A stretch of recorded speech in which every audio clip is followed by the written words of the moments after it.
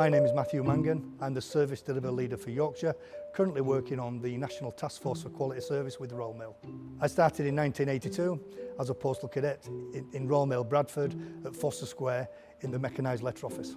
Probably around 1983 we noticed an advertisement on the notice board for postman higher grade code sort operators. The training itself was quite challenging. We were taken away from Royal Mail premises to a building adjacent to the mail centre, and we worked on an Excel-based training package where images of letters came in front of you and you practiced your typing skills to learn that. The training was 4 weeks. 2 weeks of that was classroom based, and then when you hit a certain standard you moved on to the live coding desk supervised for a further 2 weeks until your speed became faster and faster. So mail was fed by a postal operator through the back of the coding desk.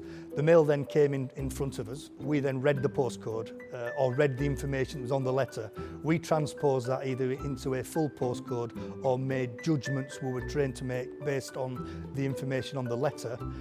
We then put that information into the code desk. The code desk then used hot copper pins and a phosphor roll to put phosphorescent blue dots on the letter that represented the binary code relating back to the postcode. Once a letter had reached the collections part of the automation process, if the address was clear with a full postcode, then from that moment on, it may not be touched by a person. Again, it would go through the full automated process right through the country.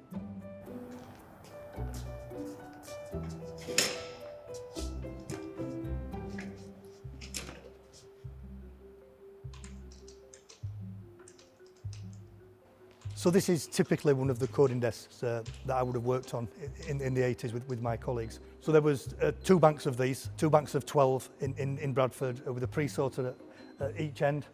The mail came through here from the back of the machine, which was fed by one of my colleagues, and the mail came through on the belt. You can see that there would have been a moving light here.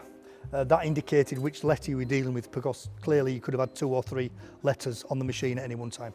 You can see that there's a list of postcodes there just to help jog your memory, and typically there would have been some local information there to help you with some of the local codes. So these are the recording clocks, and these clocks typically just simply, it's a run total of how many items you've done that day on that shift, and that's how performance was managed in mechanised letter offices at the time.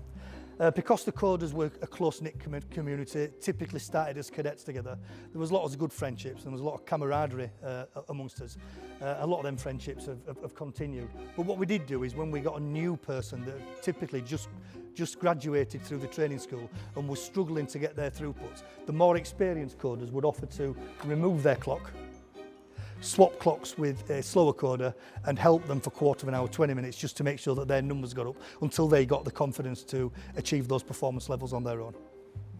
I think at the time when this sort of automation was introduced, there was a real fear of people losing their jobs. I think at the end of overtime, that never happened. You know, at the times letters were booming.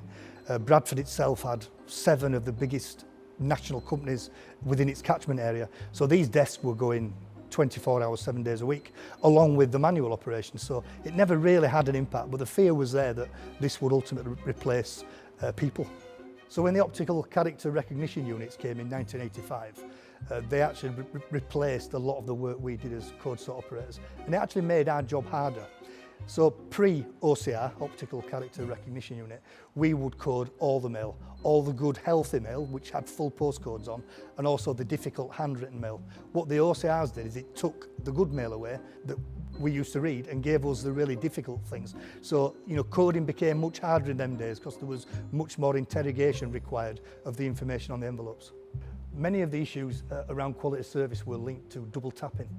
So the keyboards, as you'll see, were quite difficult to press, not like modern keyboards, and often you made double tap. So for example, if you had a letter for Birmingham and let's say the postcode was B11AA, if you double tapped it, it became BB11AA, and in that instance that letter would then go to Blackburn.